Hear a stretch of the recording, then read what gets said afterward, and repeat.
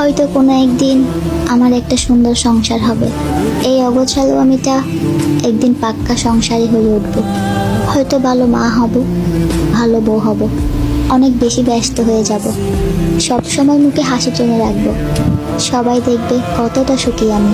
সবাই জানবে আমি ভুলে গেছি তোমায়। কিন্তু সত্যিই কি ভুলতে পারবো তোমায়? চাইলেও তো আর তোমায় ভোলা সম্ভব না, কারণ তোমার প্রতি ভালোবাসাটা মন থেকে ছিল। জানি এটা পাপ, তবুও বৃদ্ধ বয়সে আকাশের দিকে তাকিয়ে দীর্ঘশ্বাস ফেলে বলবো, কেউ একজন ছিল, তাকে দেখে প্রথম ভালোবাসার অনুভূতির সাথে পরিচয় হয়েছিলাম। কেউ একজন ছিল যাকে আমি ভালোবেসেছিলাম। কেউ একজন ছিল যাকে এতটা ভালোবাসার পরেও আমার করে পাইনি। बता दे क्या लगी